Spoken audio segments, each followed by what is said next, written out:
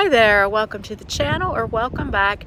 I'm Angela, and I am back today with a very long overdue video for you guys. I've kind of let this channel fall to the wayside since last summer, but I'm recommitting now to sharing regular updates of what's going on here in the garden and on the homestead. And I think I'm going to go back to the format of doing weekly vlogs that I call garden diaries, where I kind of share each week what kind of garden task I've done for that current week. So with that, let's jump into what has been happening here. Hey there, it's Tuesday morning, March 26th, I think, and I'm here at the big box store to stock up on soil. It's kind of come to my attention that I can't do much more. I can't get much further in this gardening season until I replenish my soil. I can't even really up pot my seedlings or anything right now, so that is what we're doing today, and that might be the only garden related thing I do today, but I will keep you guys posted.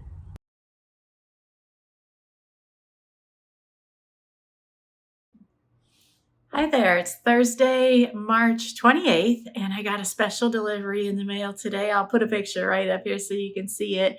I'm going to start working on these potatoes now, and I'll kind of talk to you while I work and share with you what I'm doing. So I bought these seed potatoes from Gurney's, and I got 7 different varieties, 2 pounds each.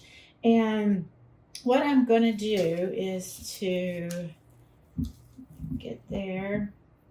Cut these, each seed potato, into chunks, maybe about egg-sized, walnut size, something like that, making sure that I have a few different eyes in each little chunk. And then I'll let those sit on my tray here, and I'm probably going to need several trays. I'll let those sit for 2 to 4 days while the cut edges harden or kind of cure, and then they'll be ready to go into the ground. So I'll just kind of talk with you guys while I work. This first group that I bought is russet Burbank potatoes. And let me turn on some light in here. It's a little dark. I'll be right back.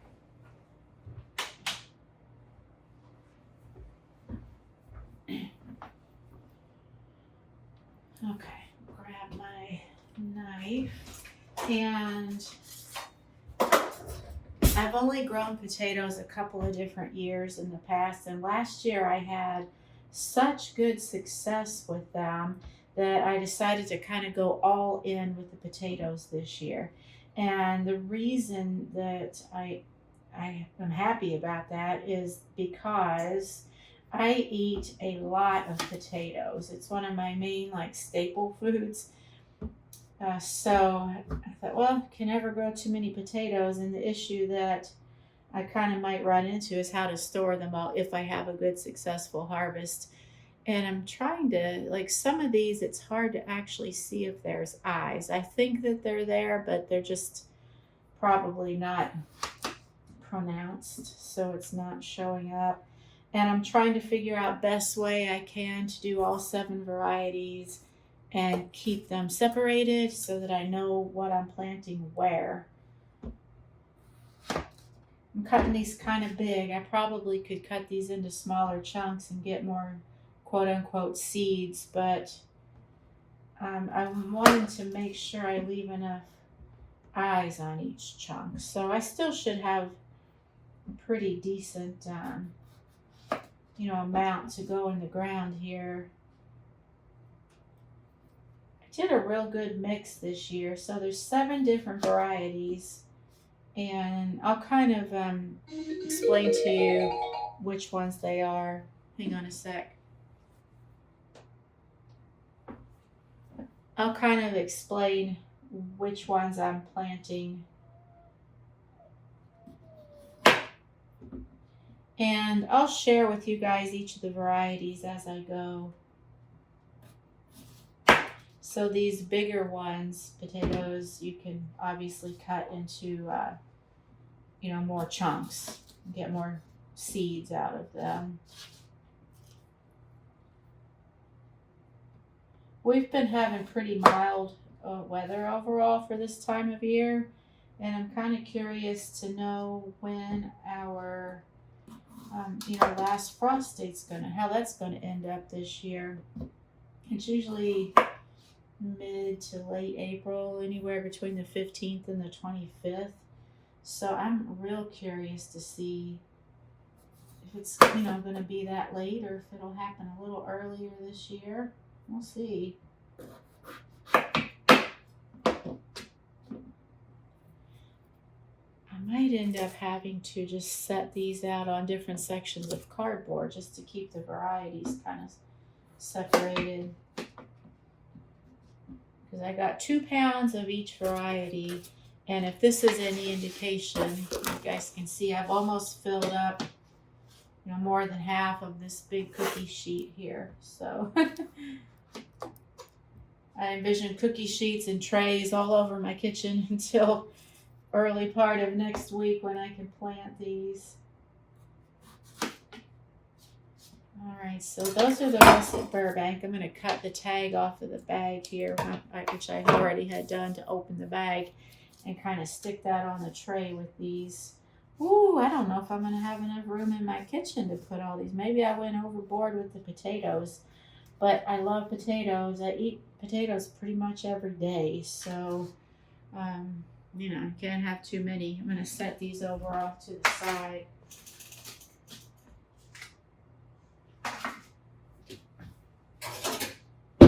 And grab another cookie sheet.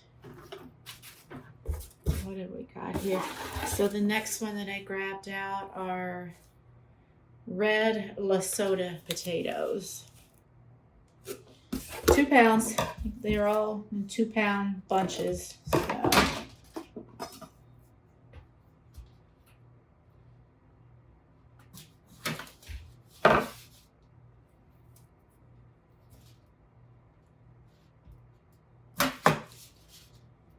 I'd have to try to double up on these somehow and just kind of pack them in.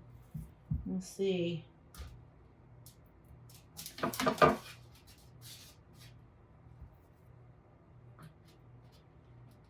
And then also I'm going to probably be a little bit limited on just the number of grow bags that I have available.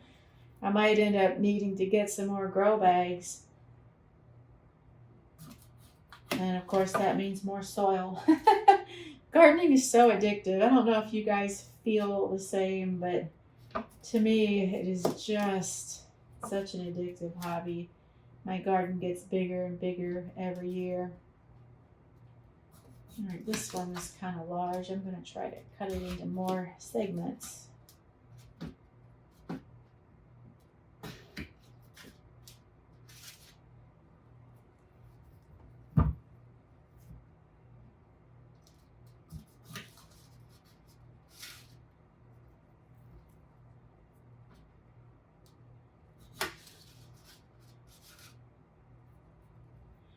So I might speed this process up and put it on a little bit of a time lapse because I don't want to bore you guys while I just stand here and cut potatoes. I'm not like a real big chatty Cathy unless I have something that I think is interesting to say. So this could be like really tedious for you guys watching this process.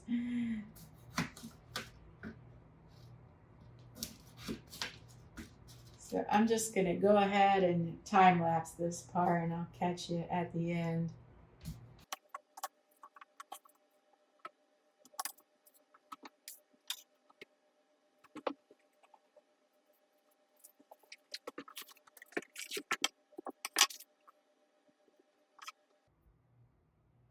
I'm going to share this. This is called Red Pontiac. And I'm noticing these are already quite sprouted with the eyes. So I guess that's probably, a good thing.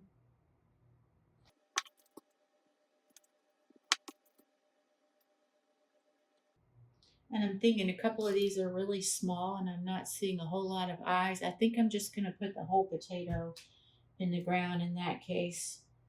I don't know if there'd be much point in cutting those apart. Like I mentioned, that this is only my 3rd year of growing potatoes. So, a lot to learn still. It's always like that.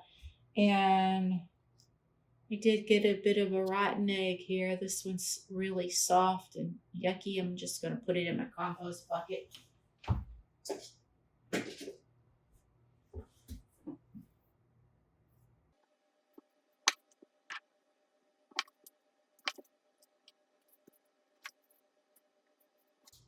All right, those are finished up. And I was able to just get these onto a paper bag here. So they should be fine like that for a few days. Forgot their tag.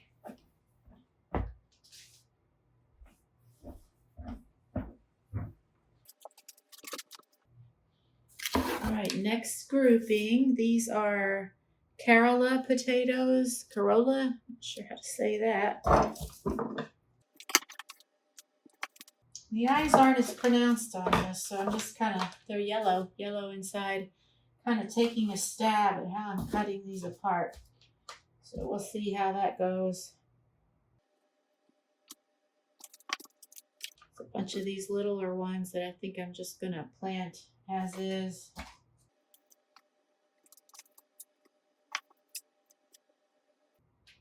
My husband is away for a few days on a business trip.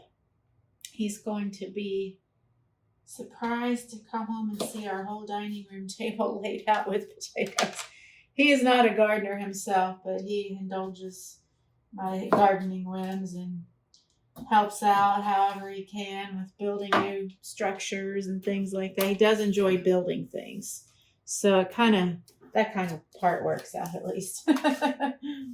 But he's not one to actually like cut the potatoes, put them in the ground and everything like that, which is fine. It's kind of my thing.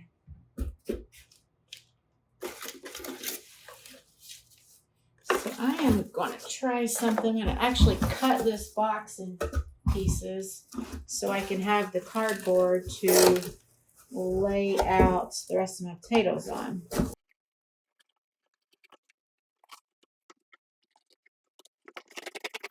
That'll work out just fine. Next variety is German Butterball. I've heard a lot of good things about these, so I'm kind of hoping that it lives up to the hype. And I'll always make sure to leave the cut sides facing up so that will help them kind of cure. A bunch of little ones, those will just go straight in.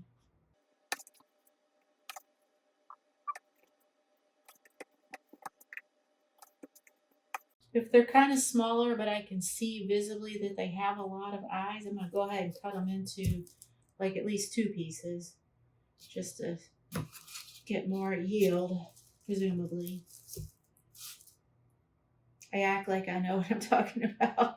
I'm still on the beginning of the learning curve when it comes to potatoes, that is for sure.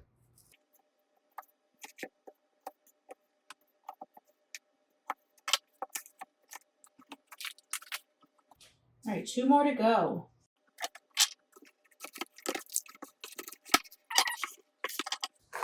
The potato box has a lot of loose soil and stuff in it, which is fine. I'm just gonna give it a little bit of a sweep after I'm done here in the kitchen.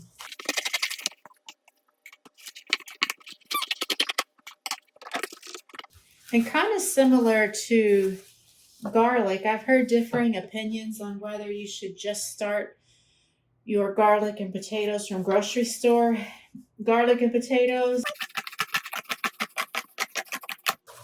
So there's kind of differing schools of thought regarding you should always use seed potatoes to make sure that they are disease-free and what have you.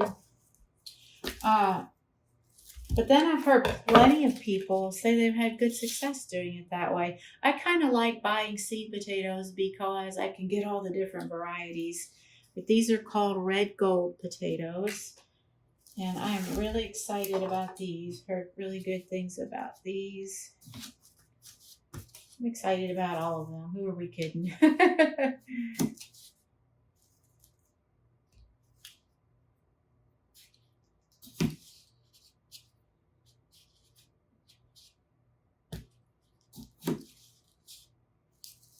And they are pretty yellow inside, goldish color.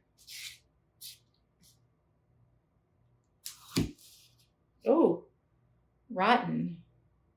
I'm guessing I should probably just throw that one out. This one did have some advanced eyes. I don't know if you can see that sprouting up on it.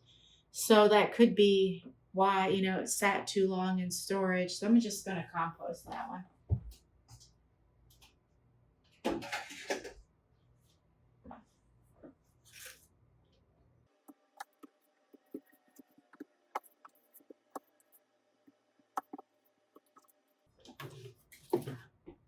All right, those are the red golds, all done.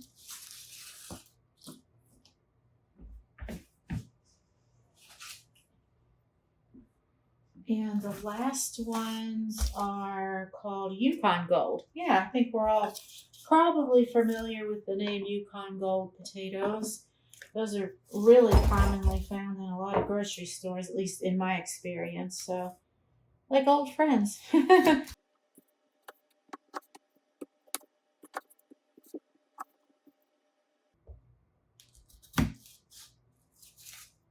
Here's the funny shaped potato. Kind of neat.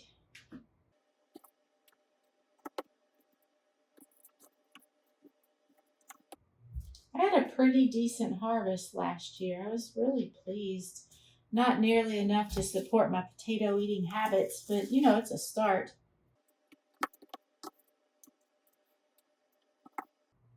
Here's another one that's kind of starting to go bad. I'm wondering if I just cut that part out.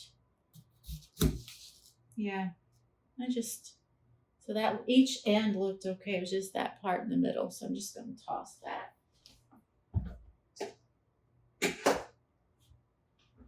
And that is it. That's all 7 varieties. I'm going to set this over here with the other ones and kind of show you what I'm looking at. It's a lot. So here's all the potatoes. All 7 varieties. That is a lot. I'm definitely going to need to start stocking up on my soil and make sure I have enough grow bags in the next couple of days. So that's probably all I'm going to do today that's garden related. I might go outside and kind of get a count on the number of 4x4 posts we're going to need to finish off that garden fence we started last year. And other than that, that's probably about it. And I will catch up with you before the week's out. Hey there, it's Friday, March 29th. I am headed out to plant a couple of trees. I'm going to take you along and show you what I'm working on.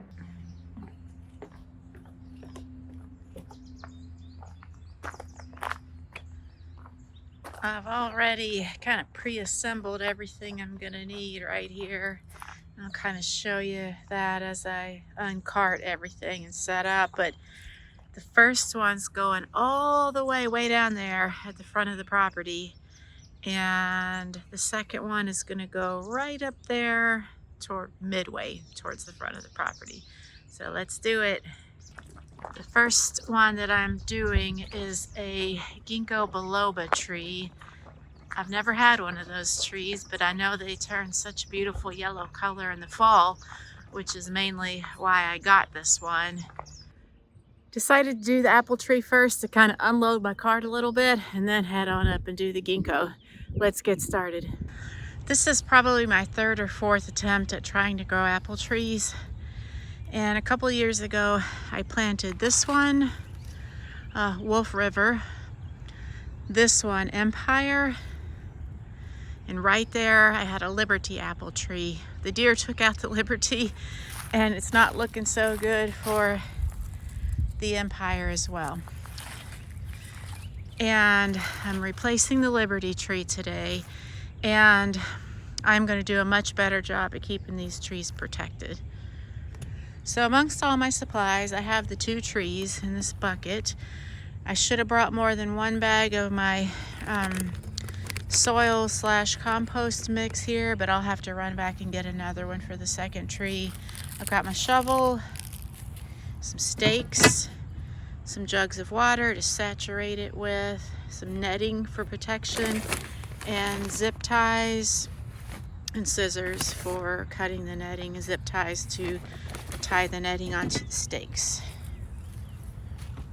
I think that's everything.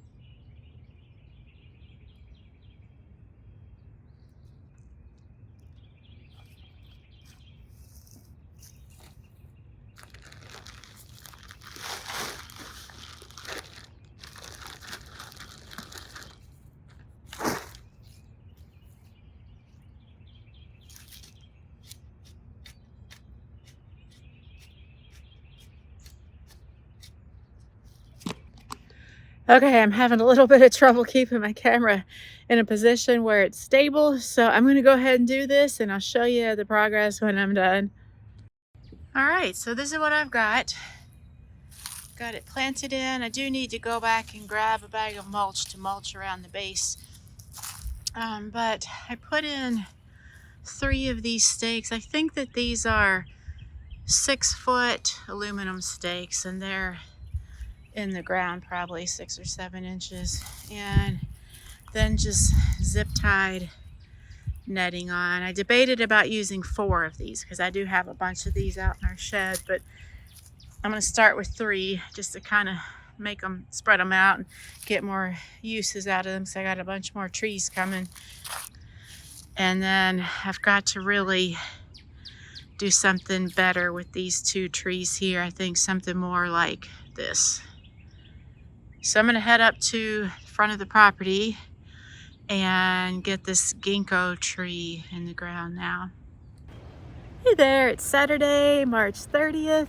I'm going to show you what I ended up with those trees. I did go ahead and kind of beef up the protection on the 2 apple trees that were already there. So this is what we're looking at with the tree situation now. I've got everybody protected with 3 stakes and netting zip tied on. Aren't zip ties like the best thing ever?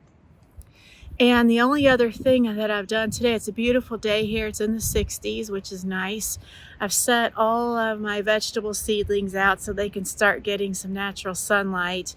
And I will do that from here on out until it's time for them to go out for good, as long as the temperatures are in the 60s or above, and then bring them back in, if the nighttime temperatures drop down, which probably will be the case for several weeks. That's kind of how it goes around here, and probably in a lot of places it's like that. So I think that's about all I'm going to do this week, garden related. And I'm going to go ahead and sign off now, and I will be back next week with an update for you guys. Have a great week.